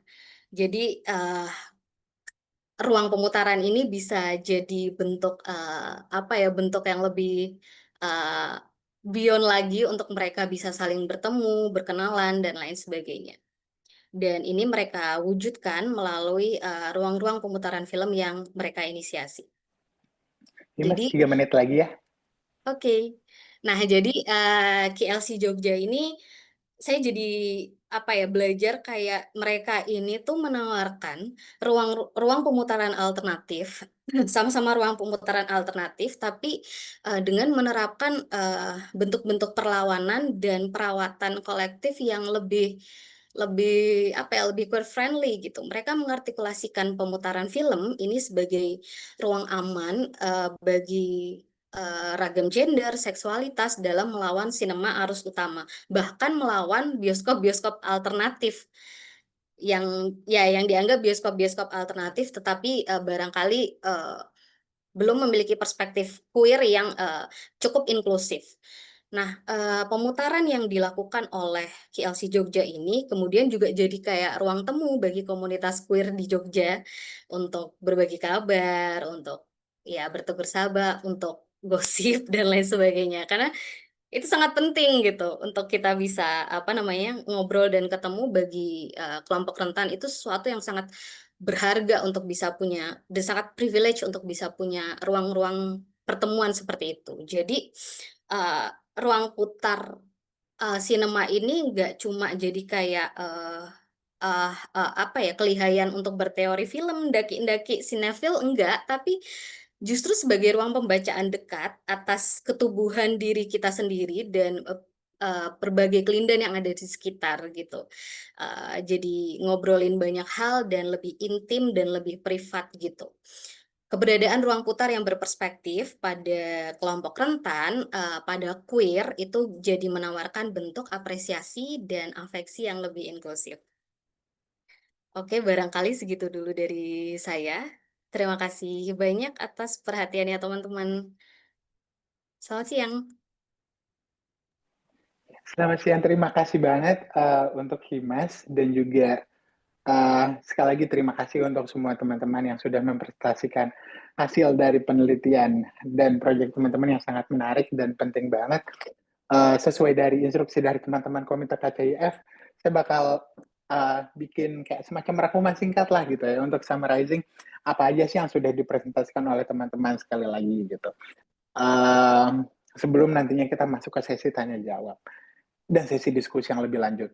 Pertama mungkin yang saya ingin garis bawahi dan yang saya hargai banget adalah saya senang banget karena 4 proyek yang dari tadi dipresentasikan oleh teman-teman ini sangat kaya gitu ya secara disipliner dan secara metodologis gitu. Jadi dari tadi kita telah mendengarkan ragam pembahasan yang multidisiplin dan interdisipliner dan jadinya kita bisa memahami bagaimana sih sebenarnya ragam kehidupan individu dan komunitas queer di lapangan yang diperoleh dan ditangkap gitu dengan ragam metode penelitian dan ragam pendekatan. Secara umum, kupikir ada ada ketegangan antara dua aspek nih yang muncul di seantero pembahasan teman-teman gitu. Yang pertama, kita bicara tentang ada struktur, kita bicara tentang struktur cisnormativitas dan heteronormativitas yang senantiasa direproduksi dan dirawat oleh beragam aktor gitu. Jadi kita ngomongin nih bahwa ada beragam sistem dan struktur yang jadinya terus-menerus meminggirkan individu LGBTIQ dan juga ragam gender dan seksualitas dan juga terus-menerus melanggengkan dan merawat struktur dan sistem yang syarat dengan kekerasan tersebut. Gitu. Hal ini misalnya muncul di pembahasan tentang bagaimana negara dan institusi negara merawat heteronormativitas di proyeknya Roy dan Zilan, dan juga tadi ada sempat bahasan yang ada di background gitu misalnya tentang bagaimana masyarakat sekitar, bahkan termasuk anak-anak, orang-orang yang ada di jalan melakukan kekerasan, cemoohan, dan juga penghinaan gitu pada rekan-rekan transpuan yang lagi bekerja di jalan. Ini ada di tadi bisa ditemukan di presentasi dari Kak Heri gitu. Tapi di sisi lain kita juga bisa melihat nih bahwa walaupun di satu sisi kita memang ngomongin tentang ada struktur cisnormativitas dan heteronormativitas yang kencang banget gitu role-nya dan peranannya di masyarakat, kita juga melihat bagaimana individu dan komunitas queer, trans, dan ragam gender kemudian itu melakukan negosiasi, navigasi, dan juga resistensi gitu pada struktur-struktur kekerasan ini. Pembahasan ini misalnya paling kelihatan seenggaknya dari pembahasan Himas gitu tentang bagaimana QLC melakukan ruang putar alternatif gitu, khususnya juga untuk menavigasikan bioskop-bioskop alternatif yang sebenarnya perspektifnya masih belum terlalu queer friendly di lapangan. Dan menurut saya menarik gitu. Tadi saya tertarik banget juga pas dengar presentasi dari Kanur Fadilah, karena pada akhirnya pun ketika kita bicara soal komunitas queer dan komunitas ragam gender, seringkali juga ada kompleksitas gitu ya dalam komunitas itu sendiri gitu. Saya seringkali punya gagasan dan asumsi gitu bahwa kalau di komunitas ragam gender pasti komunitas tersebut nggak bakal kembali mereproduksi gagasan-gagasan yang heteronormatif atau patriarkal gitu. Tapi kan ternyata dari penuturan dan penjelasan Kanur Fadilah tadi kita bisa melihat bahwa Calalai yang diasumsikan sebagai memiliki jenis kelamin perempuan dan atau sebagai bisu perempuan itu tetap ditempatkan pada struktur gender dominan yang basically ya pada jadi ada konteks dalam konteks ragam gender ini tetap ada struktur gender dominan yang kemudian direproduksi gitu. Jadinya tetap ada kesenjangan peran gitu. Jadinya rekan-rekan calalai hanya bisa melakukan persiapan-persiapan ritual alih-alih benar-benar memimpin ritual gitu seperti yang bisu yang laki-laki atau yang lebih maskulin gitu. Nah, menurut saya kompleksitas yang ada di lapangan ini sangat menarik untuk kita bedah lagi lebih lanjut nantinya. Satu lagi yang juga menurut saya menarik banget yang tadi muncul dari pembahasan teman-teman adalah kita seringkali juga menemukan nih adanya kolaborasi antara komunitas atau kelompok-kelompok yang termarginalkan atau dimarginalkan oleh struktur kekuasaan gitu. Ini pembahasan yang tadi muncul di pembahasan Imas dan muncul juga di pembahasan Harry. Harry misalnya membahas tentang gimana ada solidaritas antara individu transpuan atau individu waria yang dibahas oleh Brian Krishna dengan manusia silver gitu misalnya. Dan Himas juga tadi sempat bahas tentang bagaimana di lapangan ada kolaborasi antara sesama komunitas rentan gitu. Jadi menurut saya ada banyak sekali hal yang bisa kita diskusikan. Dan jadinya sekarang saya akan membuka kesempatan dulu nih untuk 3 orang penanya. Tadi saya lihat juga udah sempat ada diskusi di kolom chat. Nah, teman-teman sekarang bisa mengajukan pertanyaannya. Kita buka dulu dari 3 pertanyaan. Nanti mungkin saya bakal gabungin pertanyaannya. Siapa tahu dari 3 pertanyaan tersebut ada pertanyaan yang selaras atau serupa dan nanti bisa kita address atau kita tunjukkan langsung gitu ke rekan-rekan presenter. Ya, silakan untuk teman-teman. Saya sekalian baca dulu lagi nih. Oh ya? Ebi, iya, ini sebenarnya di kolom Q&A sudah ada nih 7 pertanyaan Ebi. Oh Kalau iya, ada Ebi mau banyak banget. menggabungkan pertanyaan, baru nanti dijawab. Setelah itu kita buka yang mau bertanya langsung. Gitu kali ya Ebi. Oh oke, boleh banget. Thank Oke, you. aku sambil baca dulu sih. Aku baca ngebut ya, Ira. Iya, thank you. Iya, kalau ada teman-teman yang punya pertanyaan lagi juga bisa sambil di ini dulu gitu.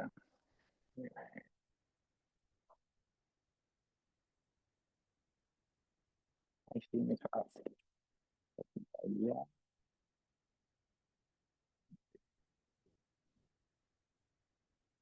Presentasi wali. Ini. Oke. Sambil nunggu Ebi merumuskan, men-share pertanyaan teman-teman dan menggabungkan, boleh kita foto bareng ya? Rehat dulu sejenak. Nanti khawatirnya kalau udah keburu-buru waktu kan kita buru-buru nih harus foto. Nah, sekarang kita foto, boleh buka kameranya. Oke, silakan kameranya dibuka. Saya akan ambil fotonya.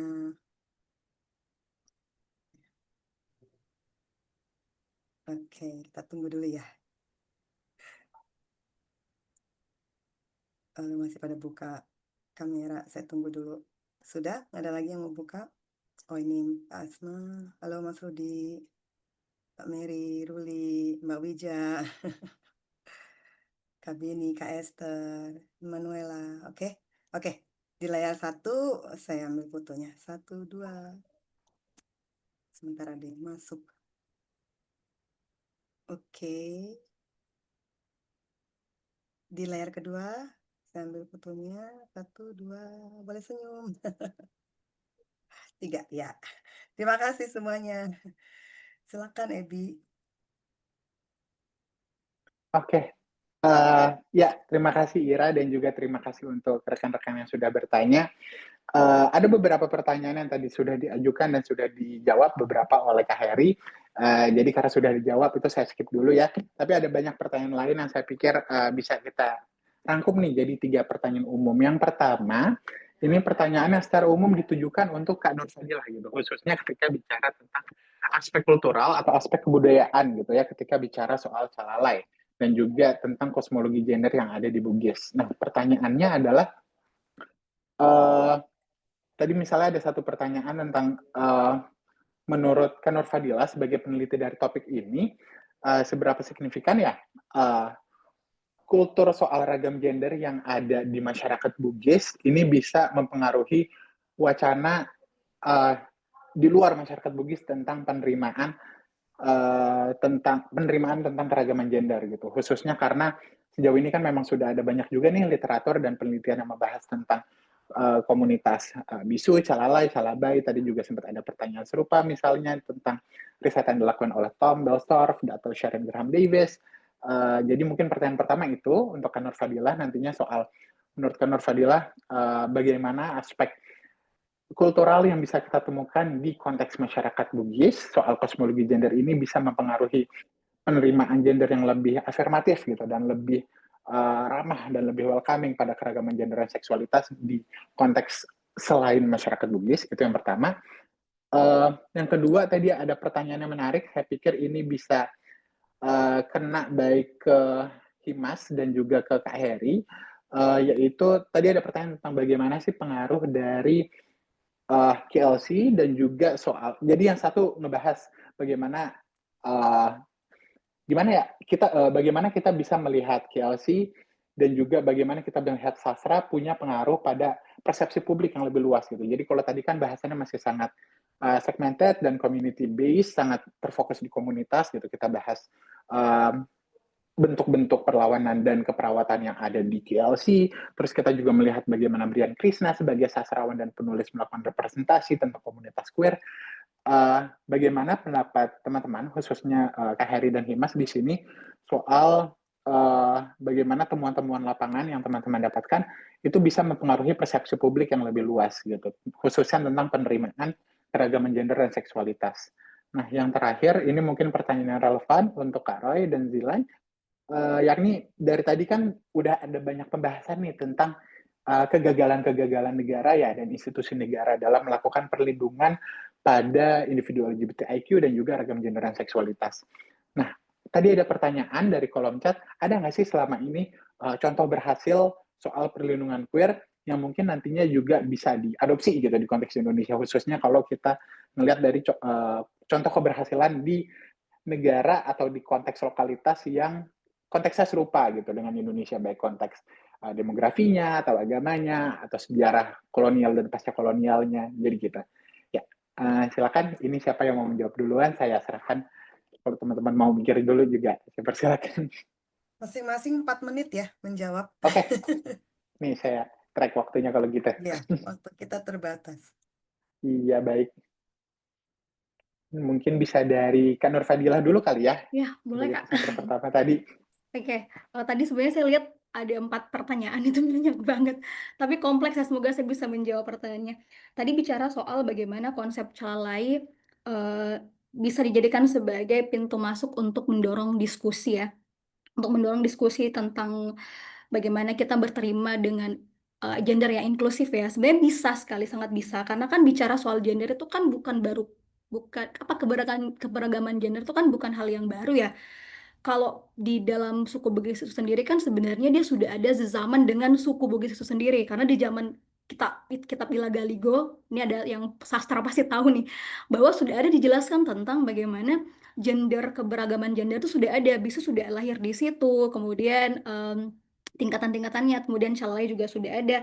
Jadi mengakar pada tradisi kita sendiri bahwa wacana keberagaman gender itu sudah ada sejak dulu. Jadi bukan hal yang baru. Itu bisa kita pakai sebagai upaya untuk diskusi yang inklusif. Yang kedua adalah memperlihatkan bahwa gender itu kan tidak selamanya kaku ya. Bisa dipertukarkan. Celalai kan meskipun dia perempuan, tetapi kan dia juga bisa bersifat maskulin, bersikap maskulin dan sebagainya. Dan kita juga bisa menghubungkan masa lalu dengan masa kini, bagaimana penghormatan terhadap bisu, calalai, dari zaman dulu sampai sekarang, meskipun mungkin sudah berubah. Dulu kan ada kerajaan, sekarang sudah berganti. Itu mungkin yang membuat peran bisu sudah mulai tidak terlalu banyak karena persoalan berubahnya menjadi kerajaan, sistem kerajaan menjadi negara seperti sekarang. Ada perubahan, pergeseran peran di situ. Tetapi kita bisa bisa memakai pendekatan itu sebagai mengenalkan bahwa ada loh keberagaman gender yang unik itu ada dan sudah ada sejak dulu dan bisa kita pakai sekarang. Mereka kan bisa diterima di masyarakat ya karena posisinya sebagai kalau tadi disangkut pautkan pemahamannya Sharon Graham tentang sacred gender ya. adalah orang-orang yang punya, dalam tanda kutip, punya jiwa spiritual, dianggap sebagai manusia suci gitu kan, penghubung antara manusia dengan dewata, sehingga kemudian itu bisa lahir, kita bikin diskusi. Dan sebenarnya mereka juga ini tidak bukan bermaksud untuk mengkategorikan waria di bawah daripada bisu ya, tetapi mereka sebenarnya memberikan klasifikasi bahwa kami sebagai bisu dan cala itu memang berbeda dengan waria, karena lagi-lagi bahwa kami lahir dari kerajaan, kami dulu dibiayai, disupport dan segala macam. Tetapi kan sekarang sudah berganti, akhirnya peran kami juga mulai tidak sesakral dulu. Nah gitu. Tetapi melanjutkan ke pertanyaannya tadi juga bahwa eh, bisu itu adalah masuk ke dalam kategori sacred gender seperti yang dikatakan Sharon Graham, karena memang perannya adalah menghubungkan bukan hanya peran sosial, kultural, tetapi juga ada peran spiritual, bagaimana bisu sebagai penghubung antara manusia dengan dewata, wakil raja begitu menghubungkan. Sedangkan calalai, konteksnya calalai, dia hanya sebagai apa ya, istilahnya bukan, tidak bisa dikatakan sebagai sacred gender karena dia perannya hanya sebagai di sosial dan kultural gitu. Jadi posisinya itu dia dia sebagai orang yang membantu menjalankan ritual kehidupan sehari-hari masyarakat sekitar gitu, dan peran sosialnya peran sebagai laki-laki sekaligus perempuan begitu. Jadi kalau untuk dikatakan sebagai sacred gender adalah bisu, meskipun Calalai juga mengatakan bahwa saya ini manusia suci karena saya tidak menikah, saya juga sudah tidak menstruasi ketika saya dibaiat begitu, ditahbiskan sebagai Calalai gitu. Jadi itu dua hal yang berbeda. Terus tadi sempat juga bicara soal apa ya, tantangan dan bagaimana kemudian ritual ini bisa berjalan ya. Balik lagi bahwa kita sebagai peneliti tidak boleh datang sebagai, oh kami dari peneliti A mau datang, karena bisu itu akan menganggap kita sebagai money berjalan, uang berjalan ya. Jadi kita pendekatannya adalah keluarga. Keluarga. Mereka akan lebih senang menerima kita sebagai orang yang mau belajar dibanding orang yang, oh saya lebih tahu nih, gitu. Jadi kalau misalkan kita datang mau melaksanakan diskusi, ini juga sebagai jalan bagaimana kita bisa berdiskusi dengan bisu maupun celalai, adalah kita sebagai orang yang mau belajar mengenal tentang keberagaman gender, karena agak sulit ya kita mau berkenalan dengan bisu, apalagi saya sebagai perempuan, tantangannya di situ. Itu mungkin Kak. Iya, Kak Nur Fadila, maaf waktunya sudah 4 Oke. menit. Makasih Kak. Tapi terima kasih Semoga banget bisa buat terjawab. jawabannya. Sejauh ini udah sangat insightful Iya, banget. semoga. Saya yakin udah menjawab sih. Semoga nanti kita bisa lanjut dulu ke ke Kak Heri. Baik, terima kasih Hebi. Baik, saya langsung jawab saja ya biar singkat. Jadi selama ini kan kalau kita hidup di dalam masyarakat itu tidak bisa dihindari bahwa yang namanya norma dominan itu adalah yang bersuara lebih nyaring. Ya, norma dominan itulah yang bersuara lebih nyaring. Ketika ada norma-norma alternatif yang kita tawarkan untuk melihat sisi kemanusiaan dari aspek yang berbeda, termasuk melihat keragaman gender, ini seringkali di silent kan. Kalau saya lihat sekarang misalnya call for paper, kemudian call for abstract, dan juga penulisan itu ya udah mulai menghapus kata dilarang mengandung unsur sara. Nah ini saja kan kalau kita lihat, kalau ini dicantumkan itu otomatis kan sudah silencing gitu ya di sini ya. Karena apa sih salahnya kalau unsur sara itu disajikan secara empirik, disajikan dengan bukti-bukti yang bisa membuktikan bahwa keberagaman ini perlu didiskusikan, perlu buka ruang diskusinya.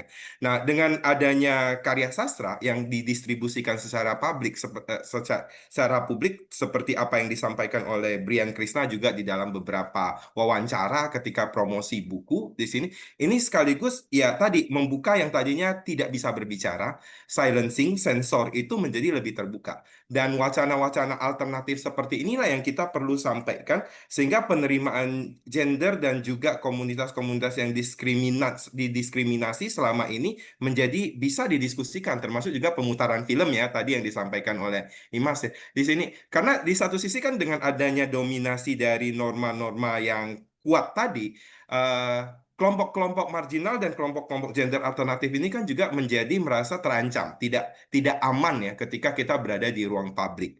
Nah, dengan adanya suara alternatif, kita mencari ruang aman dan salah satunya bisa melalui media sastra. Dan ketika sastra itu diberikan kepada pembaca, pembaca bisa membuka wawasannya, menafsirkannya dengan cara dia menginterpretasinya sendiri. Dan kalau saya lihat dari review ataupun komen pada YouTube ketika Brian Krishna diskusi atau wawancara tampil menyampaikan apa isi bukunya, kemudian juga komentar terhadap buku di tempat-tempat jualannya ya di toko-toko online, aspek-aspek itu muncul. Jadi diskusi tentang apa sih yang dominan, apa sih aspek kemanusiaan dan bagaimana kita melihat manusia secara berbeda, bahwa kita ini semua tidak hitam saja atau tidak putih saja, tetapi sebagai manusia kita semua ini hidup di ruang ranah yang abu-abu, ada dosanya, dan dosa itu bukanlah urusan dari manusia lain sebenarnya untuk menjustifikasi kita ini berdosa atau tidak. Yang bisa saya ambil juga satu kutipan dari pernyataan di dalam buku ini yang seperti ini, saya bacakan saja ya. Kalau dengan beragama lantas bikin kamu merasa lebih suci dan lebih tinggi derajatnya dari orang lain, sosok siapa yang kamu teladani selama ini? Siapa yang kamu sembah selama ini? Egomu kah? Jadi mudah-mudahan ini bisa menjawab pertanyaan yang secara general tadi. Baik, terima kasih. Ya, terima kasih Kak Heri. Berikutnya kita lanjut ke, udah menjawab sih kalau buat saya. Berikutnya mungkin kita bisa lanjut dulu ke Kak Roy dan juga Kak Jilan untuk addressing pertanyaannya. Oke, yes. Terima kasih terkait dengan pertanyaannya ya. Kalau misalnya negara terus gagal, lalu kita mau mencontoh siapa nih atau ada inspiratif dari negara di Asia Tenggara mana yang kira-kira menunjukkan kemajuan dalam pengakuan hak queer ini?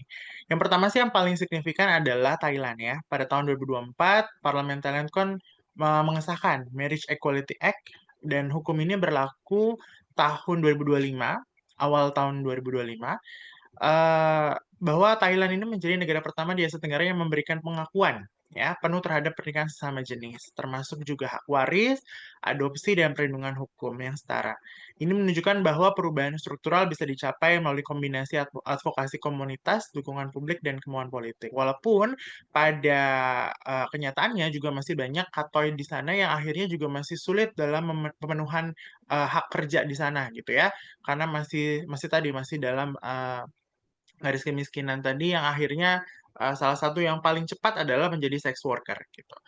Namun secara struktural hukumnya sudah lebih baik gitu ya dalam pemenuhan tadi. Lalu juga kita bisa juga lihat dari Vietnam, negara ini juga cukup menunjukkan langkah yang progresif, walaupun belum mengakui pernikahan secara sesama jenis secara legal, namun negara ini juga sudah mencabut larangan terhadap terkait diskriminasi ya dalam komunitas LGBTQ+ ini dan aktif dalam kampanye kesehatan publik di sana. Lalu juga di Filipina, kita bisa lihat dari beberapa pemerintah daerah itu telah mengesahkan peraturan anti diskriminasi, walaupun belum ada undang-undang nasional yang secara eksplisit melindungi komunitas queer ini. Namun ini juga menunjukkan bahwa pendekatan lokal bisa menjadi strategi efektif dalam advokasi nasional untuk mengalami hambatan. Walaupun sebenarnya kalau kita lihat dari Asia Tenggara sendiri, memang masih belum ada negara yang secara sempurna dapat menjadi inspirasi untuk Indonesia dalam proses tadi ya perlindungan terhadap komunitas queer ini. Namun sebenarnya kalau bisa kita lihat tadi di beberapa negara tadi bahwa solidaritas regional dan pembelajaran lintas batas ini dapat menjadi landasan penting untuk memperluas imajinasi perlindungan dan mendesak negara agar lebih inklusif terhadap identitas gender ketiga. Demikian terkait dengan jawabannya. Jadi pada intinya adalah tidak ada negara di Asia Tenggara yang secara sempurna dalam konteks melindungi queer di negaranya. Namun di beberapa negara kita bisa melihat ada beberapa poin-poin positif yang bisa kita contoh untuk di Indonesia. Seperti itu. Terima kasih terkait jawabannya. Ya, terima kasih. Ya, terima kasih banyak Kak Roy. Terakhir kita bisa lanjut ke Kak Himas untuk ngadres pertanyaannya.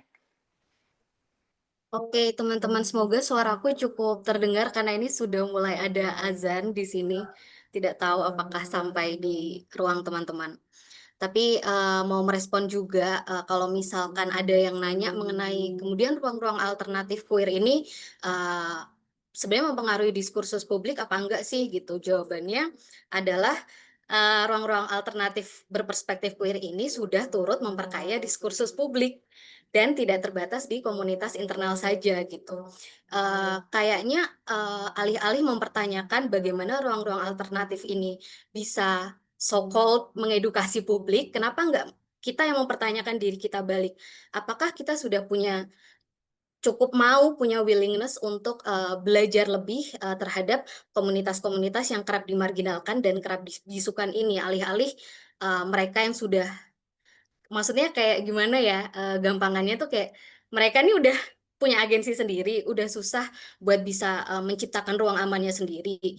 Eh, Akan jadi makin apa namanya, nggak oke kalau misal terus malah dipertanyakan, ini udah bisa mengedukasi publik apa belum? Jadi gimana kalau kita yang nanya ke diri kita sendiri, karena ini itu bukan tanggung jawab teman-teman rentan untuk mengedukasi kita, publik luas, tapi justru kitalah yang punya privilege lebih, punya di dalam struktur tingkatan struktur sosial, punya barangkali strata hierarki yang lebih tinggi, yang perlu untuk belajar lebih dan ikut mengamplifikasi suara ruang-ruang alternatif itu. Jadi bukan mereka yang punya tanggung jawab, bukan ruang-ruang alternatif queer itu yang punya tanggung jawab, tapi justru kita semua. Dan dari situlah kemudian solidaritas tercipta.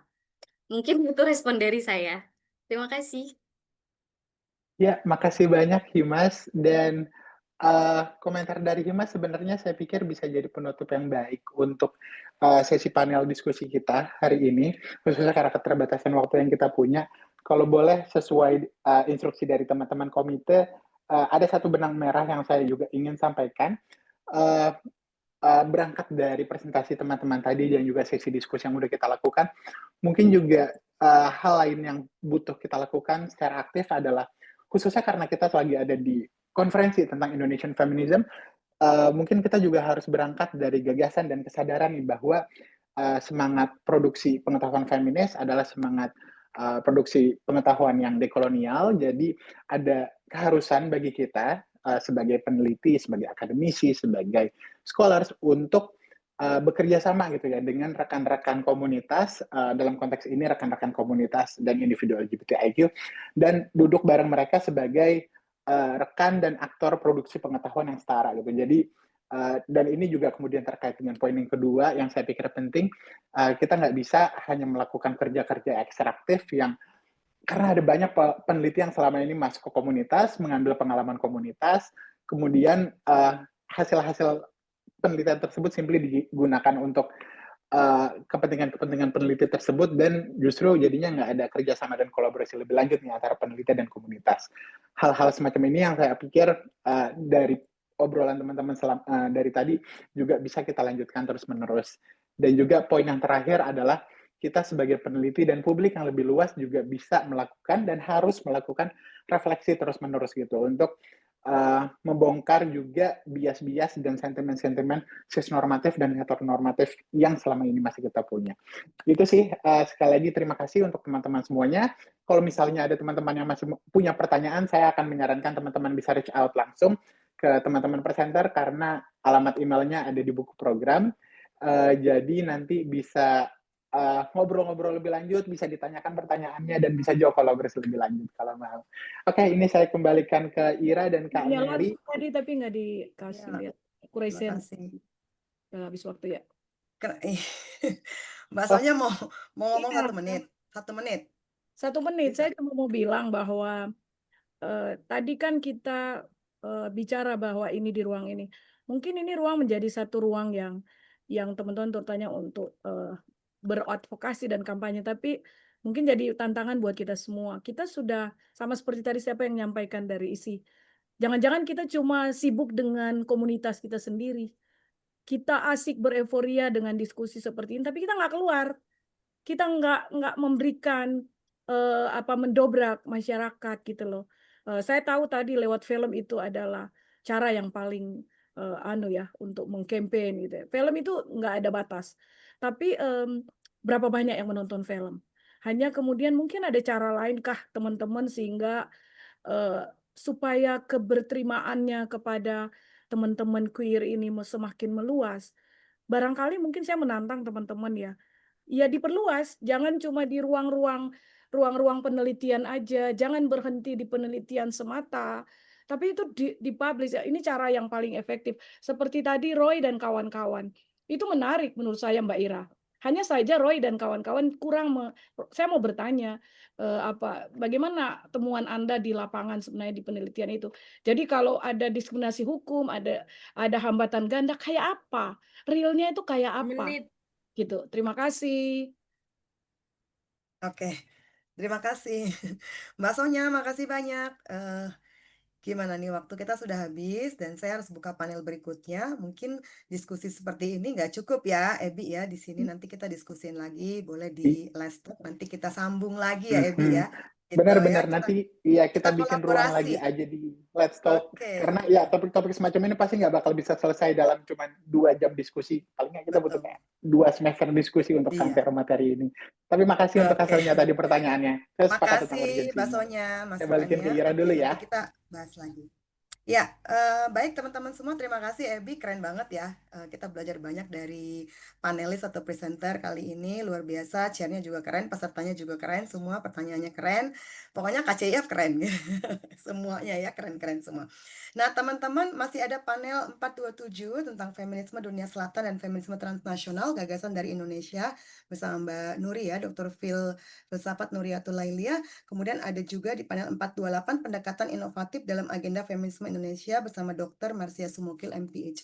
Nah, nanti akan ada spesial penari session 1 di malam hari. Jadi nggak ada panel malam hari, hanya ada penari session 1, ada Mbak Ita, ada Mbak Maria, Ketua Komnas Perempuan, Mbak Suraya, dan ada Mas Boim gitu ya, dengan moderatornya Mbak Feni, yang tadi menjadi chair juga. Kita akan membahas tentang kaitan feminisme dengan oligarkisme dan militerisme di Indonesia gitu, karena kita dikepung nih dari berbagai arah di Indonesia, dan Indonesia sedang nggak baik-baik aja kan, sedang gelap gitu. Nah, di tengah kegelapan ini seperti apa kita menyikapinya dari perspektif feminisme.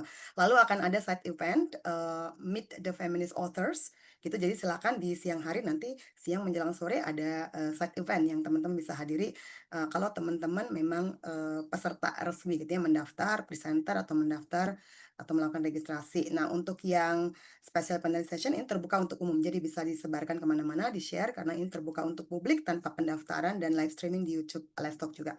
Terima kasih, saya Ira, pamit undur diri, dan kita akan ketemu lagi di panel selanjutnya ya. Mohon maaf kalau ada yang kurang berkenan. Terima kasih semuanya, sampai ketemu lagi. Salam feminis dan salam KCIF, salam keragaman, gender dan seksual.